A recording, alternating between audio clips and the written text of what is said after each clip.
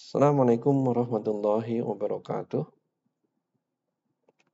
Kita akan membahas tafsir surat Al-Anfal ayat pertama. A'udzu billahi minasyaitonir rajim. Bismillahirrahmanirrahim. Yas'alunaka 'anil anfal. Mereka bertanya kepadamu tentang harta rampasan perang. Yang disebut mereka ini adalah orang-orang muslim, sahabat-sahabat Rasulullah Shallallahu alaihi wasallam. Mengapa anfal, harta rampasan atau ghanimah, kalau kita mau belajar secara akademis, ghanimah adalah suatu bentuk umum dari harta yang didapat dari peperangan. Tentu yang menang ya, bukan yang kalah. Nah, dari situ kita mengenal beberapa definisi. Yang pertama adalah humus, yang diberikan, yang merupakan 1/5 atau 20% dari ghanimah yang diberikan kepada Allah dan Rasulnya. Nah, ini merupakan hak prerogatif daripada Nabi yang kemudian nanti dibagi-bagi kepada orang miskin, kemudian keluarga Nabi, semua. Jadi 20% namanya humus dipisahkan. Kemudian dari situ dikeluarkan juga yang yang dinamakan oleh yang dinamakan salab. Salab ini adalah harta rampasan yang bersifat istilahnya apa ya? Sesuatu yang merangsang orang untuk berperang lebih semangat lagi. Jadi contoh seseorang berhasil mengalahkan orang kafir si A. Nah, seseorang ini berhak atas perisai, pedang yang dimiliki oleh si A ini. Ini dinamakan salab. Jadi ini sudah dipisahkan. Nah, kemudian sisanya itulah yang disebut dengan anfal. Biasanya besarnya adalah 80% dari total ghanimah. Jadi ingat, ghanimah terbagi menjadi dua, humus dan anfal. Humusnya 20%, anfalnya 80%. Saya tidak mau membawa lebih detail lagi karena ini ada pelajaran dengan topik tersendiri. Itu yang pertama. Terus yang kedua, dan Rasulullah SAW diberikan suatu keistimewaan oleh Allah, di mana beliau bisa mengambil ghanimah. Di Nabi sebelumnya, Nabi Musa alaihissalam, apa yang terjadi ketika mereka bisa berhasil mengalahkan musuh Bani Israel ini, mengumpulkan harta rampasan perang itu, kemudian ditaruh di tempat tersendiri, dan apa yang terjadi kemudian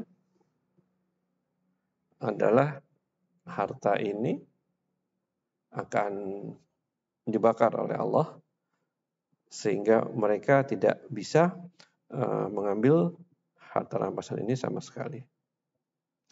Kenapa sampai segitunya? Teman-teman mesti paham bahwa yang namanya harta itu setannya banyak. Manusia tuh begitu tergila-gila kepada harta, sehingga ketika harta itu ada di depan mata mereka, mereka akan berebut. Teman-teman bisa ingat cerita tentang pembagian warisan kan, di mana susah banget. Banyak orang yang bertikai antar keluarga memperebutkan harta warisan. Nah, disinilah Allah menggarisbawahi Bayangkan suatu surat dibuka langsung to the point ngomongin tentang harta rampasan perang. Kita lanjutkan. Qulil anfalu lillahi war rasul. Katakanlah harta rampasan itu kepunyaan Allah dan Rasul. Maksudnya itu bukan milik kalian, tetapi ini milik Allah dan Rasul. Maksudnya adalah pengelolaannya jangan suka-suka kalian. Pengelolaannya diberikan kepada syariat agama.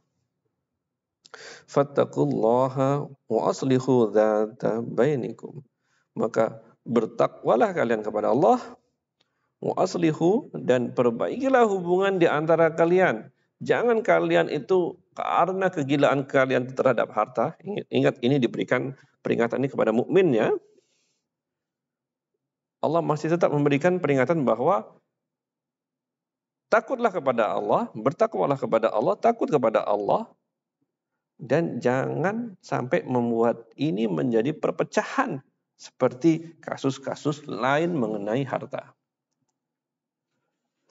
Wa atiullaha wa rasulahu in kuntum mu'minun.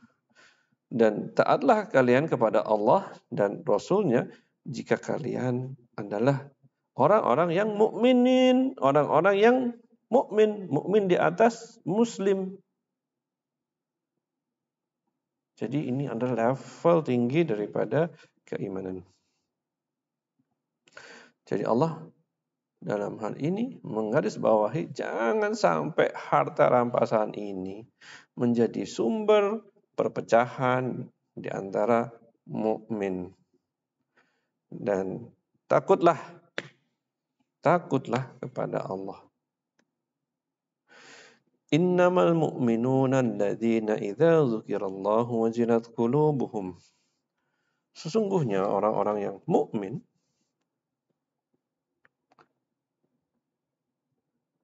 orang-orang yang apabila disebut nama Allah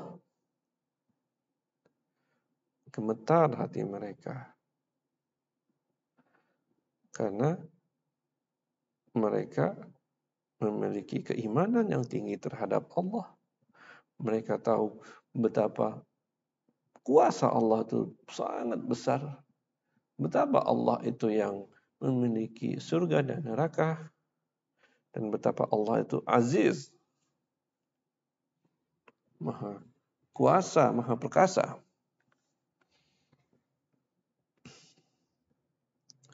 Wa idza tuliyat alaihim ayatuhu zadatuhum imana. Dan apabila dibacakan atas mereka ayat-ayatnya, ayat Quran itu menambah iman mereka. Wa ala rabbihim yatawakkalun, dan kepada Rabb mereka bertawakal. Jadi ketika berhadapan sama ayat yang kadang-kadang tidak sesuai dengan keinginan mereka menyerahkan diri mereka kepada Allah, mereka tawakal, mereka takut kepada Allah, sehingga mereka punya kekuatan untuk menjalankan perintah Allah seberat apapun itu. Yang dimaksud oleh ayat ini. Alladzina yuqimuna sholata. Dan kembali ke mukmin, Allah mendefinisikan sebagai orang-orang yang mereka mendirikan sholat. Mereka tidak hanya menjalankan sholat, mereka khusyuk dalam sholatnya. Semoga kita bisa khusyuk dalam sholat kita. Dan mereka betul-betul membawa hati di dalam sholat mereka. Wa mimma razaqnahum yunfikun. Dan dari apa yang kami rezekikan kepada mereka, mereka keluarkan, mereka nafkahkan, mereka infakkan. Jadi barusan kita ngomongin tentang harta rampasan perang. Sekarang kita sudah diberikan guidance bahwa Allah meminta mendefinisikan seorang mukmin adalah orang yang suka berinfak dari harta yang Allah rezekikan kepada mereka. Ini berat. Ini berat. Manusia itu pelit, manusia itu kedekut, manusia itu nggak rela untuk mengeluarkan apa yang mereka sudah susah payah dapatkan selain daripada kepercayaan mereka kepada hari akhirat, kepercayaan mereka kepada balasan Allah. Ulaika humul mu'minun. Nah, hak mereka itulah orang-orang mukmin di atas muslim ya. Muslim itu orang Islam yang masih level pertama. Mukmin adalah level kedua. Ihsan adalah level ketiga. Itulah yang sebenar-benarnya. Jadi ingat karakteristik yang pertama ketika disebut nama Allah, gemetar hati mereka, takut akan kebesaran Allah, takut kepada zat yang memiliki surga dan neraka, takut kepada zat yang sudah menciptakan mereka. Kemudian dibacakan, yang kedua dibacakan ayat-ayat mereka, menambah iman mereka, menambah kepercayaan mereka kepada Allah. Jadi teman-teman, pentingnya kita faham kepada Quran supaya kita bisa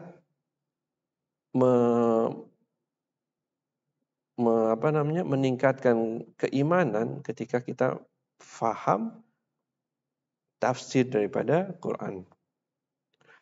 Terus yang ketiga adalah kepada Rabb mereka. Mereka bertawakal, mereka jalankan apa yang diperintahkan, mereka hindari apa yang dilarang. Sejauh mana walaupun hal itu kadang-kadang bertentangan dengan hati, perasaan nurani mereka. Banyak teman-teman, banyak contoh ajaran agama yang bertentangan dengan hati manusia. Kemudian yang keempat adalah mereka mendirikan sholat. Mereka bawa hati mereka ketika sholat. Dan yang kelima adalah mereka menginfakkan rezeki yang mereka dapat dari Allah.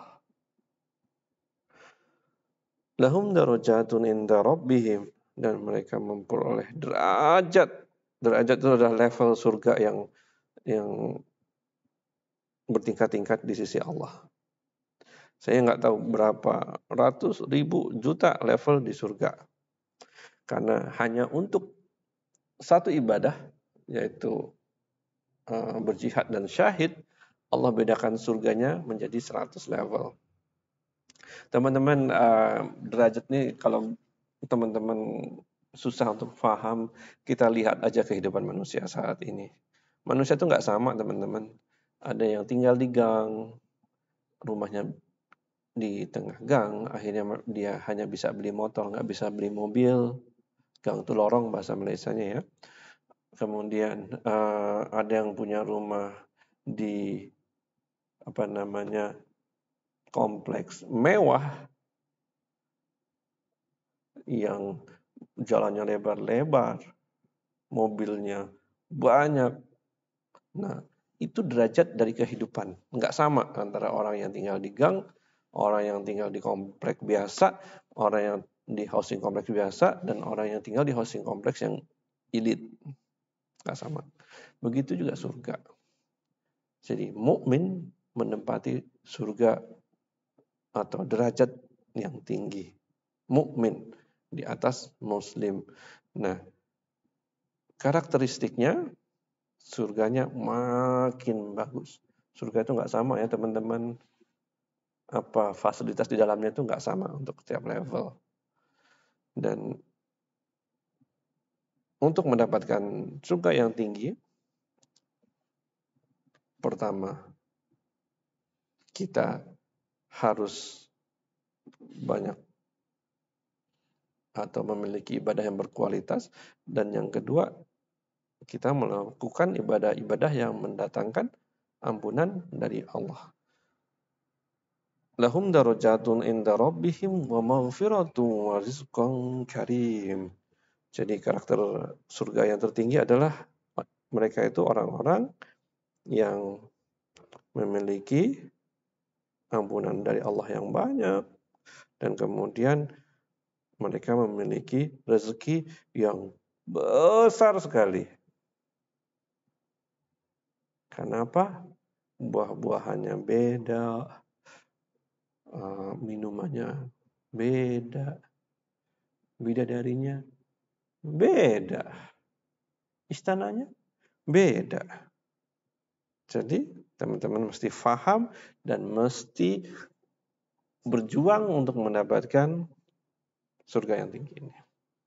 Itu dulu teman-teman untuk hari ini. Assalamualaikum warahmatullahi wabarakatuh.